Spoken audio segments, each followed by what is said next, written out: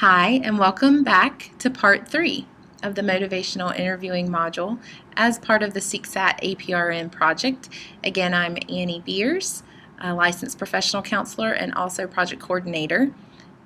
Trained in MI for the past 6 years and have been using it with patients. Love it. It's one of my favorite topics, so it's my pleasure to keep working with you through this. We'll begin section 3 by just talking about the spirit of MI. In Doctors Miller and Rolnick's latest edition of motivational interviewing, they begin the book by talking about the spirit as sort of just the perspective and the foundation, something to really wrap your mind around as you then move forward into the more practical steps, principles, and then different skills. So it's good to just set the stage with what the spirit of MI is, and you'll see here 3 statements taken directly from that 3rd edition. There's an underlying perspective with which one practices motivational interviewing. It's not simply about the how to actually be in conversation, how to get a patient to reach motivation enough so that they leave your office and change, but it's about the heart and the mindset that accompany that conversation. And as we move through the principles, steps, and skills, keep in mind that MI is done for or with someone, not on or to someone. So it's very much just a partnership. MI is heavily based on Rogerian theory, which is the person-centered model, which just says that we really accept the patient with everything that they bring and start from where they are, and then work with them or for them even on their behalf and not sort of to them. So I hope that helps you think about then sort of the launching pad from where we move in MI and talk about how practically you actually can work through some steps in a way that keeps the conversation rolling, keeps it fairly directive, and ends again with the patient being more motivated than he or she was to change a behavior than when they came in your office.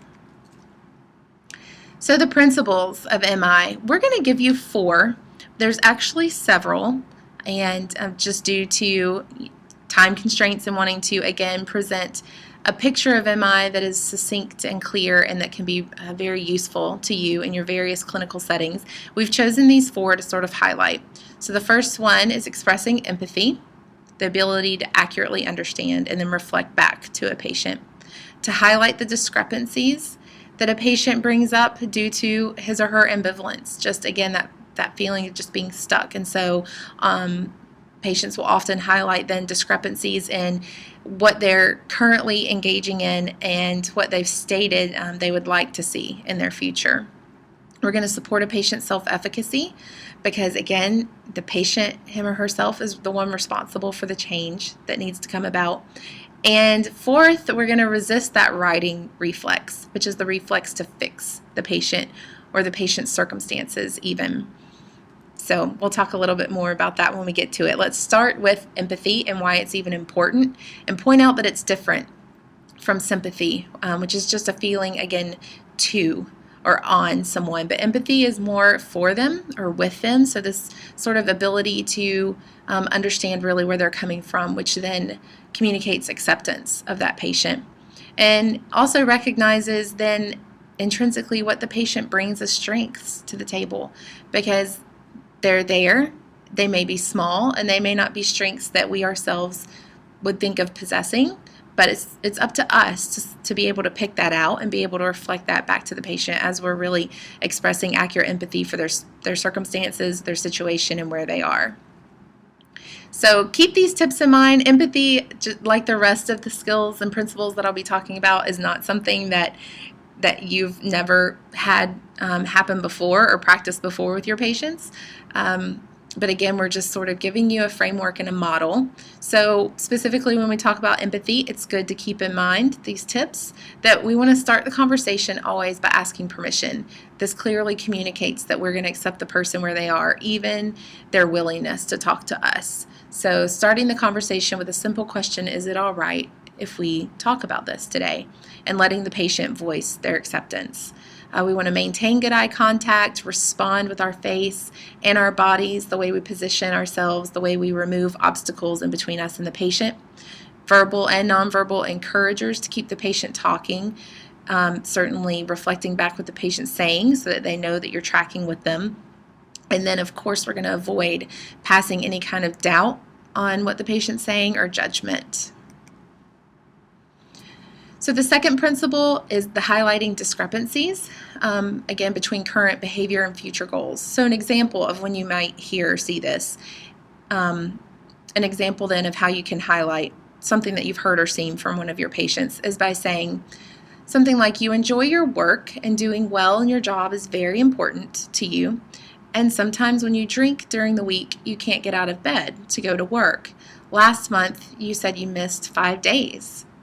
So again, just sort of bringing to the surface what the patient has said about how on the one hand, they value something in their life and actually want to protect it, want it to be better than it is. On the other hand, there's some current behaviors going on that are keeping that picture from looking the way they want it to. So being able to reflect that back to the patient. And we're going to give you 2 really practical ways to do that and highlight that discrepancy. We're going to talk about rulers and the decisional balance. So when you use a ruler, like I used with you guys in the beginning of this module when we talked about the patient being willing or not willing to change, we're going to set the stage with 0 being not at all ready, the issue's not at all important, or perhaps the patient's not at all confident. And then on the other end of the spectrum with a 10 being extremely ready or extremely confident or extremely, the issue is extremely important to the patient. So you ask the patient to place themselves on the scale. You identify what you want to talk about, importance, confidence, or readiness. Ask the patient to place themselves on the scale, and then ask them, based on the number they give you, why that number and not a lower number.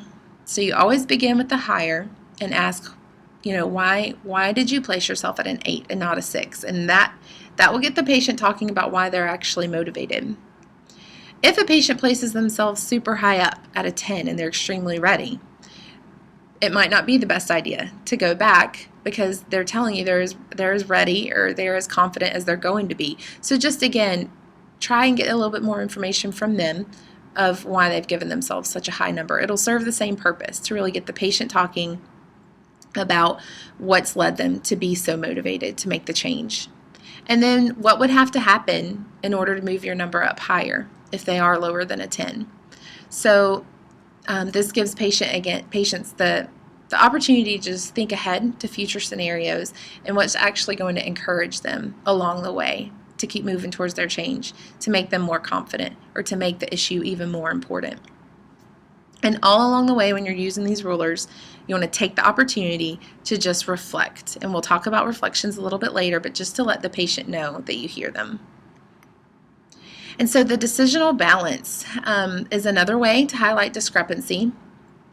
And we want to ask them, what are some of the good things for you about perhaps your beer drinking? What are some of the not so good things about your nightly beer drinking? And then summarize those ideas. And when you summarize, you're going to do on the one hand and on the other hand. And then ask the patient, where does that leave you? So a little bit more tips. Sorry about that. A little bit more tips about the decisional balance. When posing the decisional balance to the patient, it's important to then end your statement, your reflection back to the patient with the reasons that on the other hand, it's not so good. So if you take an example of a patient perhaps who comes home every night and has 3 or 4 beers. So on the one hand, coming home every night and being able to have a few beers helps you to just relax and forget the stress and the worry of the day. And on the other hand, you have trouble staying asleep through the night, or the next morning you have a little bit more trouble getting out of bed, and notice that you're not feeling quite right until you're well into your day. So again, ending on the what's not so good and using the word and instead of but to link those two on the one hand and on the other hand, and then just pose back to the question, where does that leave you? So rulers and decisional balance, two really practical tools to use when working with a patient to highlight the discrepancy or the ambivalence that lies therein and get the patient talking about what's really going to motivate them. So we really are now at the end of section 3.